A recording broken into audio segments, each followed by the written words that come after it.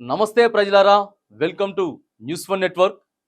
ఇక ఆంధ్ర రాష్ట్రం మరి దేశం యావత్తు ఒకవైపు ఉంటే ఆంధ్ర రాష్ట్ర రాజకీయాలు మాత్రం చాలా హీట్గా అంటే ఇక కోట్ల కోట్ల బెట్టింగ్కి తెరలేకపోతా ఉన్నాయి. ఓ పక్క ఎండల కంటే హీట్గా ఐపీఎల్ బెట్టింగ్ స్థాయి కూడా మరి దాటిపోయి మరి ఇక్కడ జరుగుతూ ఉన్నటువంటి అంశం కూడా మనం చూస్తా ఉన్నాం. ఇప్పటికే హోరాహోరీగా ఇగో మావోడంటే మావోడు, జగన్ అంటే లేదు చంద్రబాబు అని, చంద్రబాబు అంటే లేదు పవన్ కళ్యాణ్ అని, పవన్ కళ్యాణ్ కాదు ఇక మొత్తం మేమే చేయబోతా ఉన్నటువంటి అంశం మీద కూడా మరి ఇక బీజేపీ కూడా ఇన్వాల్వ్ అయిపోయి కూటమిగా తయారైంది.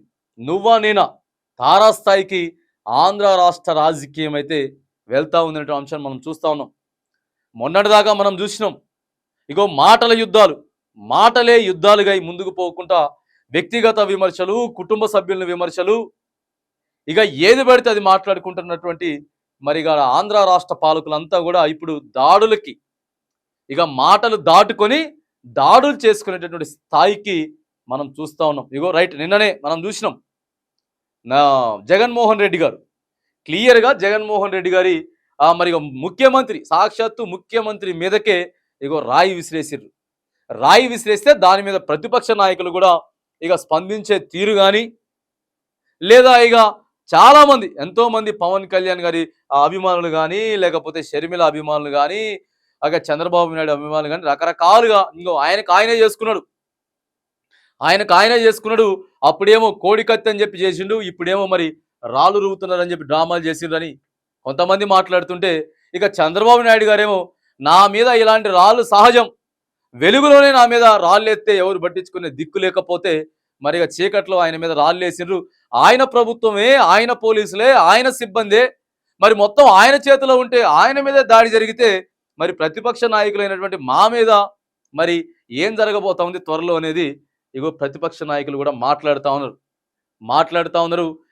నువ్వంటే నేను ఖచ్చితంగా మేమంతా సిద్ధం, ఇక సభలకి సిద్ధం అంటూ దాదాపుగా ఇప్పటికే ఎన్నో సభలు కంప్లీట్ చేసినటువంటి జగన్మోహన్ రెడ్డి రైట్, ఈసారి మేము సత్తా చాటుతాం, ఖచ్చితంగా ఈసారి జగన్మోహన్ రెడ్డిని గద్దె దించుతామని చెప్పి ఇగో పవన్ కళ్యాణ్, చంద్రబాబు నాయుడు అయితే ఉవ్విళ్ళు ఊరుతున్నటువంటి సందర్భం కూడా మనం చూస్తూ ఉన్నాం. మరి లాస్ట్ టైం జనసేనకు వచ్చేసి ఒకటే సీట్ వచ్చింది, తర్వాత 23 సీట్లు ఏమో టీడీపీకి వచ్చినాయి.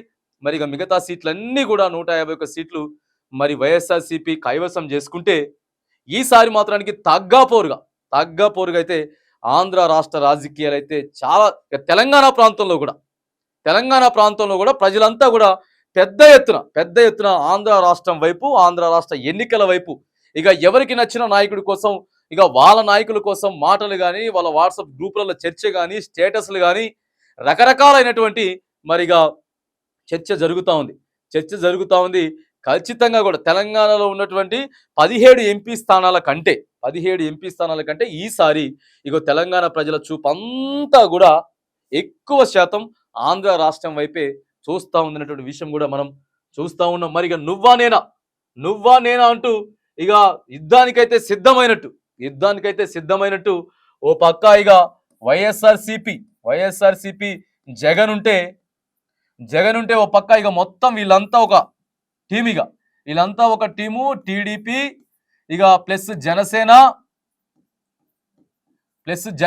ఇక ప్లస్ బీజేపీ, మళ్ళీ పక్క ఇక కాంగ్రెస్ పార్టీ కూడా షర్మిల ఇక ఆడికి యుద్ధం అయ్యి నువ్వా నేనా అన్నట్టుంది. ఇక కథ నువ్వా లేకపోతే నేనా చూసుకుందాం రా అన్నట్టు మరి ఇక హోరాహోరీగా తలపిస్తా ఉంది.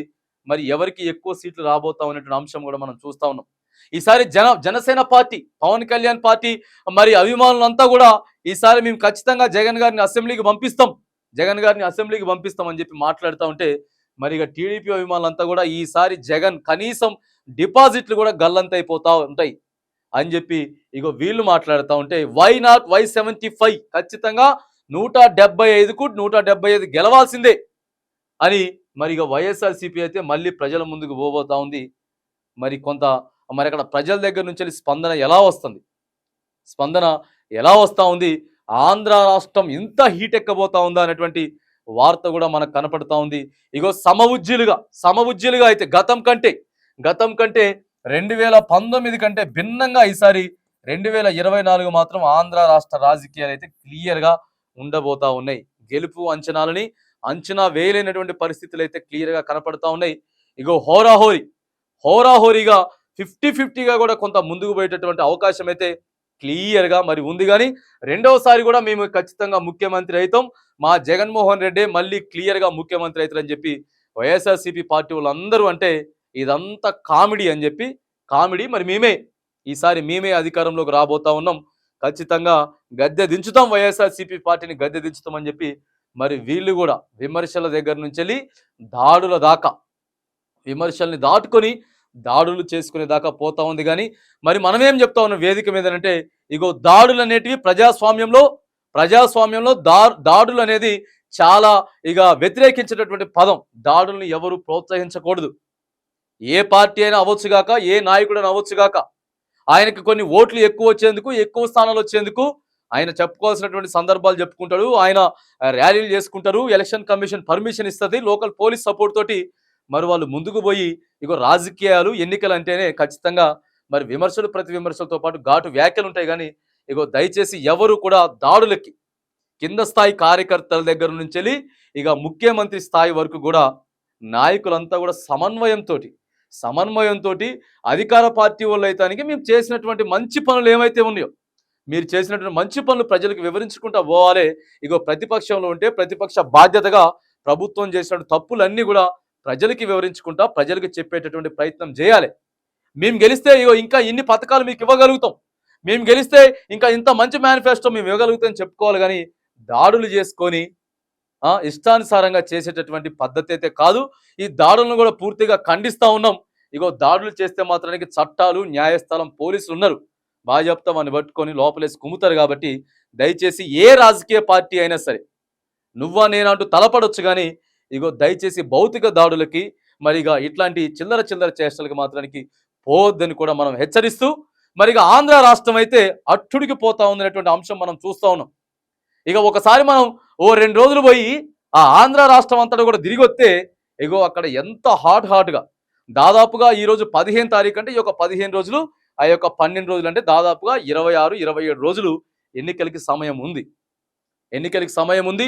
ఎన్నికలు అయిపోతే మరొక 5 సంవత్సరాలు మళ్ళీ అదే పార్టీ, అదే ప్రభుత్వం మరి ఉండబోతా ఉంది. కాబట్టి అక్కడ ఆంధ్ర రాష్ట్రాన్ని శాసించబోతా ఉంది. కాబట్టి పెద్ద వచ్చిన ఫైర్ బ్రాండ్లంతా ఇక వీళ్ళంతా జగన్మోహన్ రెడ్డి తర్వాత ఇక అక్కడ ఉన్నటువంటి కాంగ్రెస్ పార్టీ షర్మిల షర్మిలకి ఆమెకి ఇచ్చిర్రు. తర్వాత కూటమి నుంచి టీడీపీ, జనసేన, ఇక బీజేపీ పార్టీ ఇవన్నీ కూడా మూకుముడిగా మరి మేమంటే మేము అంటూ అభ్యర్థుల్ని అలర్ట్ చేస్తూ, కావాలనంటే అక్కడ అభ్యర్థుల్ని మారుస్తూ, అక్కడ లోకల్గా ప్రజల దగ్గర ఉన్నటువంటి అభిప్రాయాలన్నింటినీ కూడా మార్చుకుంటా మరి పెద్ద ఎత్తున ముందుకు పోతా ఉన్నటువంటి అంశం కూడా మరి మనం క్లియర్గా చూస్తూ ఉన్నాం. రైట్గా నువ్వా నేనా అంటూ తలపడుతున్నటువంటి మరి ఈ పోరాటంలో పోరాడుతున్నటువంటి మరి ఈ పోరాటంలో ఎవరు గెలుస్తారు, ఏం గెలుస్తారు అనేటటువంటి మరి విషయాన్ని అయితే మనం ప్రజెంట్ అంచనా వేయలేకపోతా ఉన్నాం.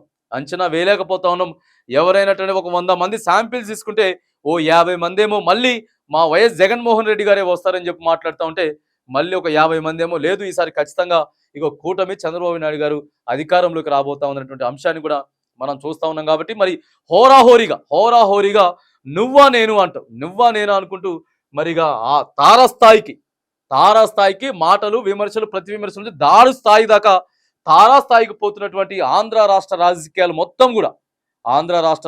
మొత్తం కూడా చాలా హీట్గా వేడిగా ఉన్నటువంటి మరి సందర్భం అయితే మనం చూస్తూ ఉన్నాం. మరి ఏది ఏమైనా కానీ ఏ పార్టీలో ఉన్నా కూడా మనం చెప్పేది ఏంటంటే, ముఖ్యంగా కార్యకర్తలకి మీ నాయకుల కోసం కొట్లాట్లు, కేసులు, ఇగో పంచాయతీలు ఇవన్నీ కాకుండా హద్దుకు మించి హద్దుల వరకే మరి లిమిట్ వరకే మీ యొక్క అభిమానం కానీ ఇంకోటి కానీ ఉండాలి. కానీ దయచేసి ఇగో ఈ రాజకీయాల వల్ల, ఈ ఎన్నికల వల్ల, మీ నాయకుల వల్ల మీ బంగారు భవిష్యత్తుని పాడు చేసుకోవద్దు. మళ్ళా నాయకులంతా మంచిగా ఉంటారు కాబట్టి దయచేసి దాడులను ప్రోత్సహించకండి, తర్వాత వ్యక్తిగత విమర్శలకు పోకండి. ఇగో మీరు పంచాయతీలు పెట్టుకోకుండా ఇగో ప్రశాంతమైనటువంటి వాతావరణంలో ఆంధ్ర రాష్ట్రంలో ఎన్నికలు జరుపుకొని ప్రజలు ఎక్కువైతే ఎవరు మెజారిటీకి అనుకుంటున్నారో, మరిగా ఎవరైతే ఎక్కువ మెజారిటీ ఇచ్చి అధికారంలోకి తెచ్చబోతుకుంటున్నారు. మరి అదే అధికారం ఒక 5 ఏళ్ల పాటు ఖచ్చితంగా ఆంధ్ర రాష్ట్రంలో పరిపాలించాలని కూడా ఈ వేదికగా మనం తెలియజేస్తా ఉన్నాం.